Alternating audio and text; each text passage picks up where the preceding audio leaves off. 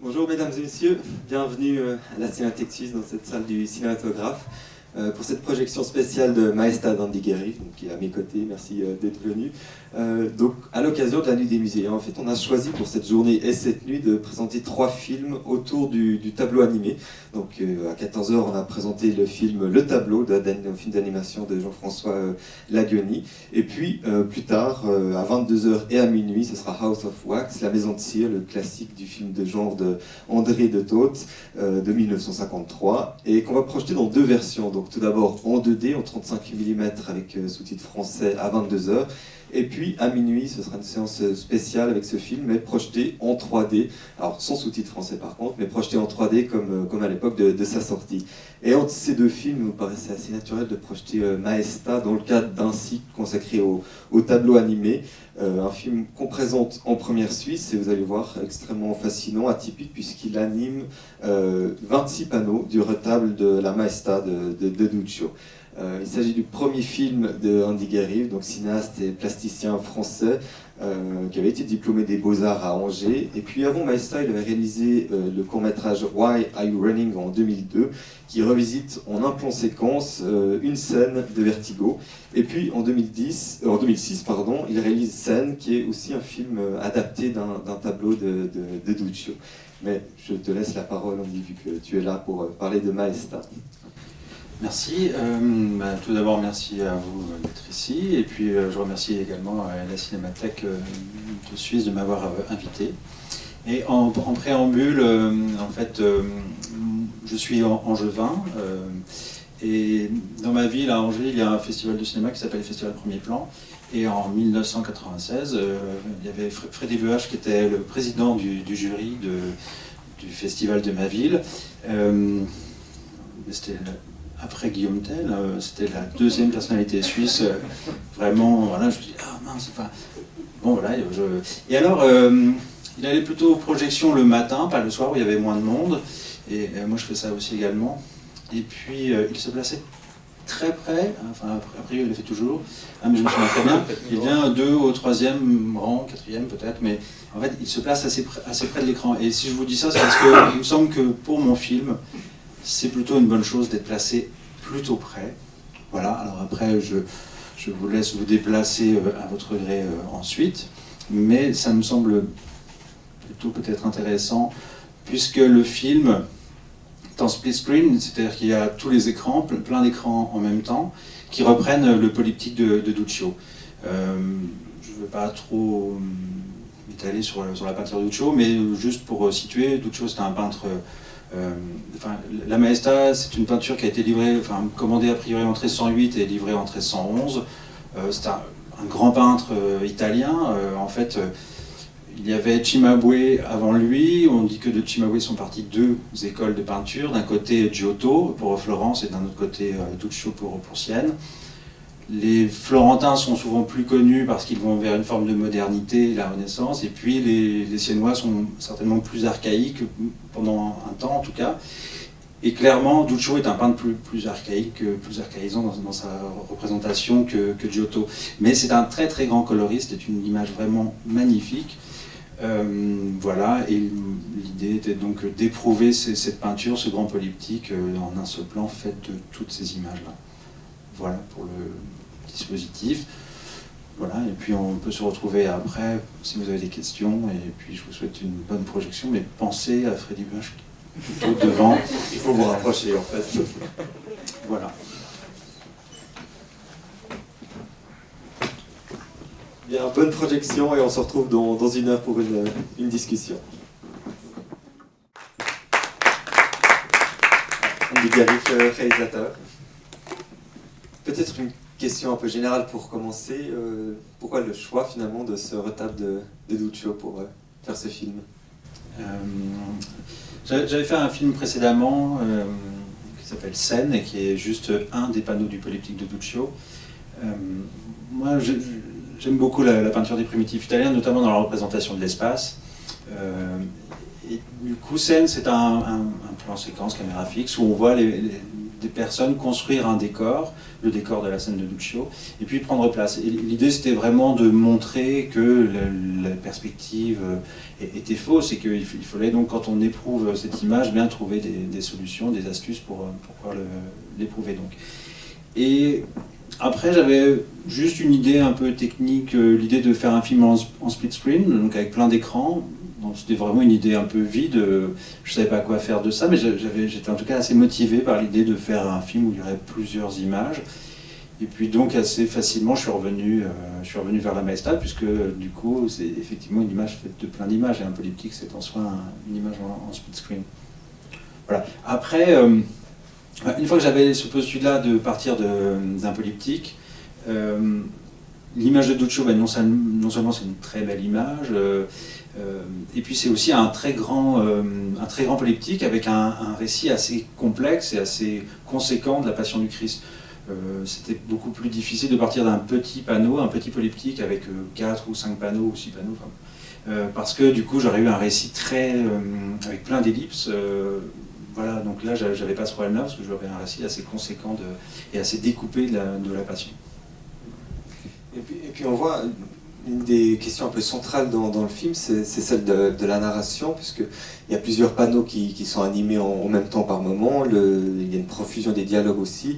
Notre regard en tant que spectateur passe d'un panneau à un autre. Est-ce que c'était un enjeu du film de jouer finalement avec la position du spectateur, d'à la fois le guider au niveau de la narration et en même temps de le laisser libre de regarder un peu tous les tableaux, tous les panneaux du plan?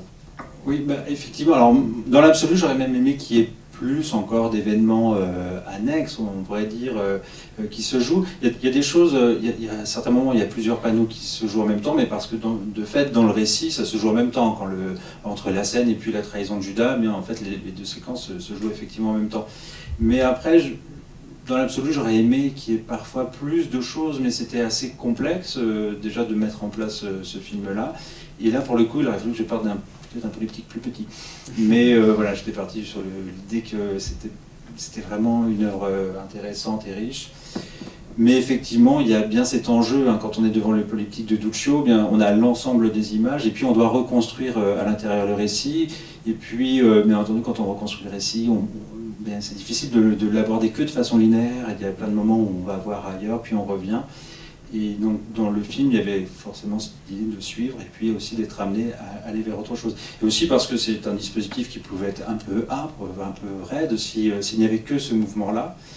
Donc, c'était intéressant qu'il se passe parfois d'autres choses. Dès le début, en fait, il y avait l'idée que les personnages construiraient le tombeau pour que constamment, sur le registre du bas, il se passe quelque chose sur le registre du haut. Quand bien même, dès le début, il n'est pas condamné. Donc, normalement, ils ne sont pas censés commencer à construire le tombeau, mais voilà, c'était de façon à ce que ça s'articule et que dans le rythme, ça fonctionne aussi. Est-ce qu'au niveau du récit, si on peut dire, tu as suivi l'ordre de lecture de Duccio, ou comment tu as choisi finalement quel panneau devait être animé à tel moment? Mais après, là, ça suit vraiment le fil du récit. La seule chose, c'est l'ouverture sur la crucifixion, qui n'était pas un choix au tout début, parce que j'avais un montage beaucoup plus ramassé, qui était donc vraiment plus court. Et puis, en fait, finalement, c'était pas vraiment juste, parce que quand on est face au polyptyque de Duccio, on ne commence pas la lecture par l'entrée à Jérusalem. Il me semble qu'on commence vraiment par la crucifixion, parce que c'est le panneau le plus grand dans le polyptyque, parce que c'est une scène de dévotion autonome, on pourrait dire, on peut s'arrêter devant, elle est d'une charge émotionnelle plus forte qu'un vampire.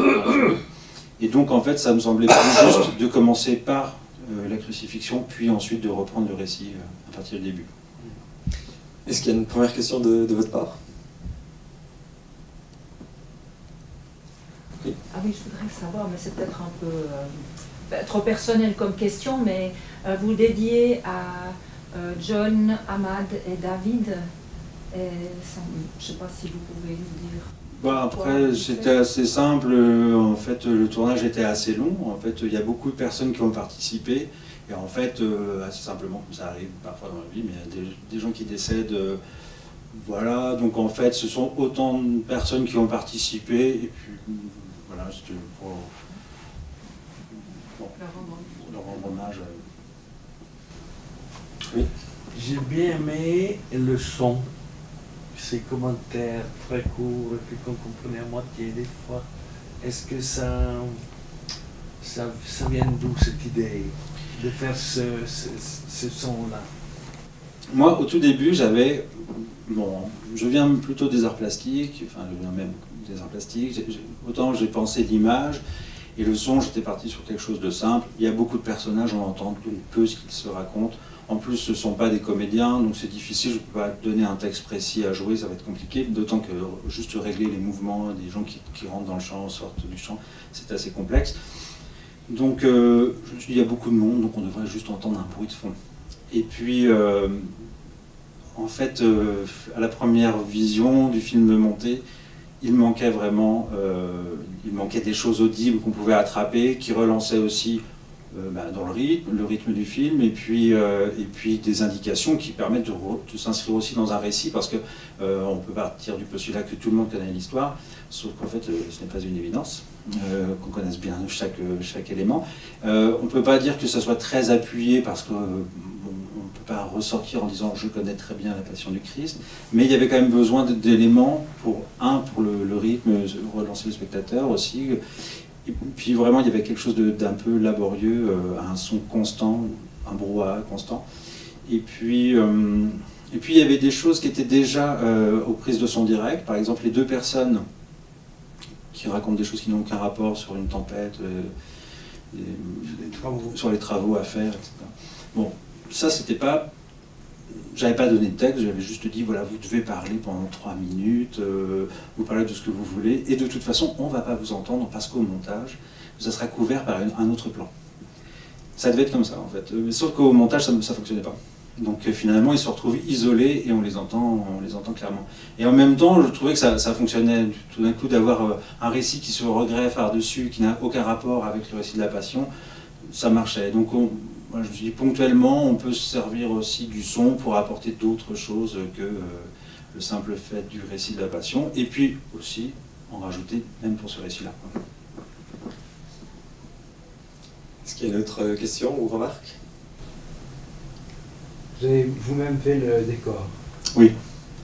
Et ça devrait être assez rigolo de partir d'une image avec une perspective bizarre et d'essayer d'appliquer un objet qu'on va pouvoir poser.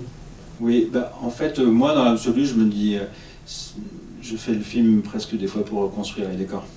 En fait, sauf que ça serait assez compliqué de trouver une production qui ferait que produire des décors sans rien jouer. Donc en fait, je fais un film, mais je pense vraiment que le décor est un acteur du film. En fait, chaque personnage doit éprouver, et l'idée de jouer la Maestà Duccio, c'est aussi montrer cette complexité, d'éprouver ces espaces. Moi, dans la construction, j'avais toujours une latitude de faire des décors plus ou moins profonds. Mais plus je rendais le décor profond, plus je devais faire ma prise de vue, m'éloigner par la prise de vue, parce que l'idée est quand même de conserver quelque chose qui semble relativement plan. Donc à chaque fois, j'essayais de trouver un espace assez petit, mais dans lequel on pouvait quand même articuler les personnes, qu'ils puissent se déplacer. C'est arrivé pour un plan où j'avais prévu un peu petit, j'ai pas pu mettre autant de personnages, parce que c'est vrai que dans la peinture de Duccio, en fait, les gens ne sont pas forcément incarnés. Sur les premiers plans, on va dire, on a une personne entière, et puis là on voit pas la peinture, mais dans la peinture, en fait, quand il y a des gardes, on a juste un casque, et en fait, il n'y a pas de corps derrière, en fait, il n'y a pas de jambes, on ne représente pas les jambes, et moi, à chaque fois, je dois quand même mettre des gens entiers. Je m'étais même posé la question si ceux du premier plan ne portaient pas les casques de ceux qui sont censés être à l'arrière-plan, mais du coup, ça rajoutait vraiment du gag, on partait sur autre chose, quoi. Et voilà, donc c'est arrivé où j'ai prévu un peu trop petit, mais vraiment, un des plaisirs que j'ai, c'est aussi de fabriquer les décors. Moi, j'ai jamais vu rien de comparable, disons. Hein. Est-ce qu'il y a d'autres personnes à part vous qui essayent de faire ce genre, ce type de, je sais pas comment on appelle, de scénographie, des choses de ce type-là? Après, le tableau vivant, on pourrait dire que c'est presque un genre en soi. Au tout début du cinéma, on fait des plans comme des tableaux, c'est vraiment... Mais après, je ne sais pas s'il y a vraiment... et puis après, il y a enfin, ou des plasticiens ou des cinéastes qui reprennent des tableaux, enfin il y en a quand même un certain nombre. Donc enfin, il y a dans la Ricotta de Pasolini, même dans le Decameron, il reprend Giotto. Mais après, chez les plasticiens, il y a Bill Viola qui fait aussi des tableaux vivants. Enfin, on peut en trouver, Yves Sussman, une américaine, on peut trouver comme ça des gens qui font des tableaux vivants. Après, le fait que ça soit en split screen et puis qu'il y a ce postulat où tous les panneaux sont visibles et puis il n'y a pas de valeur de plan qui change, je ne sais pas s'il y a l'équivalent, mais en même temps, s'il y avait déjà eu le film, bon, je l'aurais pas fait. Donc j'espère qu'il n'a pas été fait par un autre et qu'il m'en voudrait de l'avoir refait pour... Mais normalement, je pense qu'il n'y en a pas d'autre. Il y a encore une question? Oui. Est-ce que c'était difficile d'éviter les ombres? Est-ce que c'était recherché ou non? Moi j'ai trouvé très bien, j'ai trouvé ça... ça donnait une puissance, c'est un peu paradoxal, Mais oui, en fait, moi l'idée c'est quand même d'être le plus près de l'image de Duccio. Et chez les primitifs, il y a des ombres propres, des ombres sur l'objet, mais il n'y a pas d'ombre portée. Et donc effectivement, il fallait réussir à faire qu'il y ait toujours des ombres propres. Il y a toujours une source lumineuse latérale dans la Maestà de Duccio, sans pour autant avoir une grande ombre portée. Donc il y avait un travail de lumière vraiment pour essayer de faire qu'il y ait le moins d'ombre possible. Et c'est aussi ce qui donne le caractère assez plan des images. Donc oui. Un vrai travail pour la lumière pour ça. Et aujourd'hui, on peut voir ce tableau à Sienne. Oui, il est au musée des œuvres de la cathédrale, en face de la cathédrale. Il n'est pas très bien exposé, on pourrait dire. Enfin, en tout cas, pas selon la mode contemporaine. Il y a un gros rideau gris qui ondule derrière, qui est assez graphique. Mais l'œuvre est quand même très belle, on peut la voir.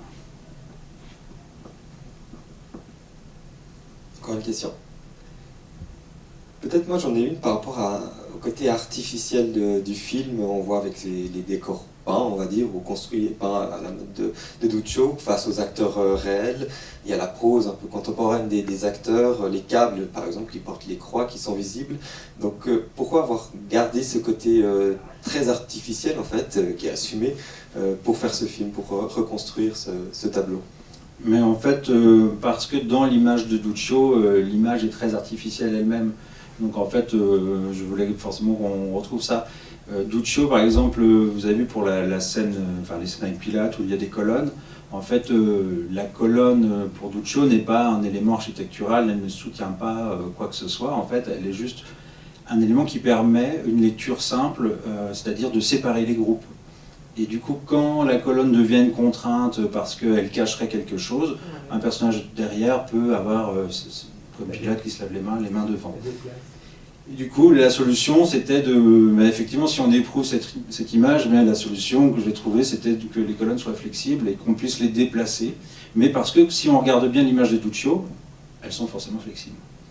Ou alors, elles ont une forme très particulière, elles ne sont pas flexibles. Mais en tout cas, ce ne sont pas de vraies colonnes qui soutiennent quelque chose. Et donc, après, par contre, pour la scène de crucifixion, j'ai laissé les câbles, alors que pour l'archange et puis l'élévation du Christ, je les ai fait enlever, parce qu'il me semblait que monter des gens sur une croix, il y avait quelque chose de très mécanique, physique, humain, quoi. Alors que du coup, dans cette idée qu'ils s'élèvent comme ça, il y avait quelque chose d'un peu divin, je ne sais pas. Enfin, et donc là, je les ai fait enlever, il y a un petit effet. Mais au début, l'idée, c'était qu'il n'y ait pas du tout de post-production d'effets. Après, aussi pour d'autres soucis où j'ai pas trouvé de solution mécanique qui fonctionnait, j'ai utilisé aussi des petits effets. Par exemple, les flexibles, les colonnes, parce qu'en fait, je voulais les cacher par le toit, c'est un truc technique, mais sauf que quand on fait un coude à un flexible, en fait, ça fait du bruit. Et donc, en fait, j'ai sorti la colonne, elle, en fait, on la voit normalement au-dessus du toit, et en fait, ça, je l'ai fait effacer. Enfin, des fois, j'ai utilisé un petit peu des artifices du cinéma parce que j'avais pas vraiment le choix. Il y a une question, une remarque de votre part?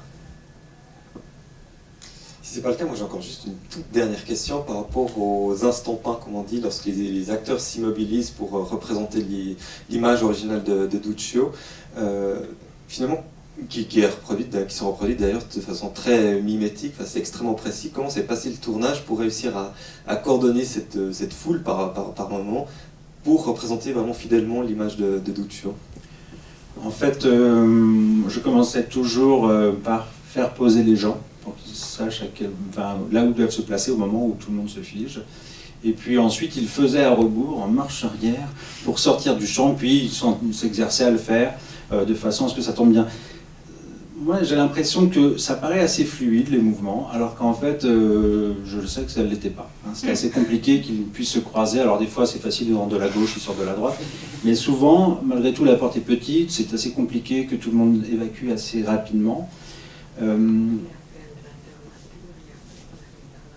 que c'est des gens qui se connaissent, c'est des familles. Il y a toute votre famille, il y a ça devait rigoler. Oui, alors après, au début j'ai beaucoup de copains, c'est-à-dire tous les apôtres, bon là c'est bon, j'avais une équipe de copains, il fallait pas trop, fallait que je sois sûr qu'ils veuillent bien venir d'une fois sur l'autre quand même. Mais au fur et à mesure j'ai manqué de connaissances, et donc j'ai fini aussi par trouver des gens que je connaissais pas, j'allais sur le marché, sur un marché bio on trouve des grandes barbes blanches, bon on en trouve ailleurs, mais du coup, à la fin, et c'était souvent un peu plus compliqué de réussir à faire un groupe qui fonctionne, qui a envie. Mais dans l'ensemble, il y avait plutôt une bonne ambiance. Mais oui, c'est vrai que j'ai utilisé beaucoup d'amis.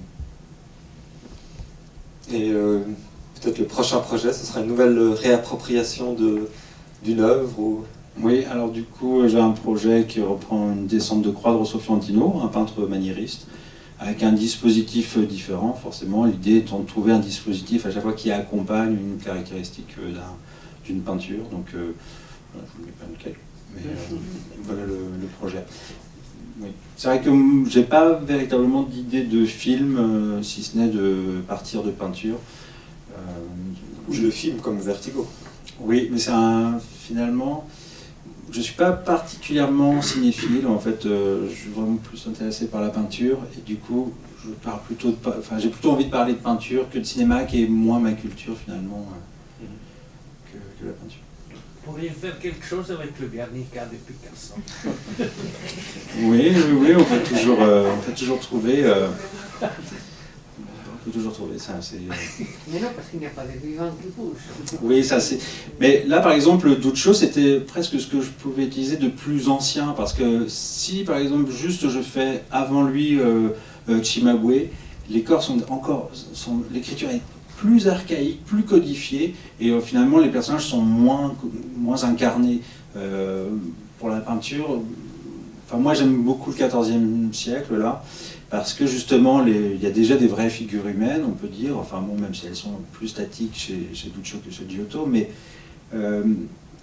plutôt ça serait assez compliqué, alors qu'il y a des choses aussi intéressantes, mais même d'ailleurs dans la représentation de l'espace, ce sont vraiment des plans avant Duccio. Donc voilà, j'aurais pas pu prendre un artiste plus ancien, pas plus vieux, et c'est pas forcément sûr que je puisse faire quelque chose avec Guernica. Frangelico. Oui, Frangelico c'est bien, mais c'est tout de suite... Matériel, hein, là. Oui, mais c'est un peu plus de production, parce que tout est un peu plus fin, c'est-à-dire que même dans les costumes, ça va pas me coûter pareil. Enfin, à la production, parce que c'est pas... Mais oui, il y a une très très belle descente de croix voilà, j'avais ce projet de descente de croix, mais le Rosso est très très beau. Frangelico, c'était... Oui, je ferais bien quelque chose avec Frangelico, mais pour l'instant, je ne sais pas quoi. Merci. Ouais, je voulais... Est-ce que vous avez filmé la construction? Non, j'ai des photos, mais je n'ai pas filmé la construction. S'il n'y a pas d'autres remarques ou questions, je voulais vous remercier d'être resté pour cette discussion. Je vous rappelle le film House of Wax qui est projeté en 2D 35 mm à 22h et en 3D à minuit, si jamais vous voulez revenir. Et puis merci vraiment Andy Garib d'être venu nous parler de ton film. Merci beaucoup. Merci beaucoup.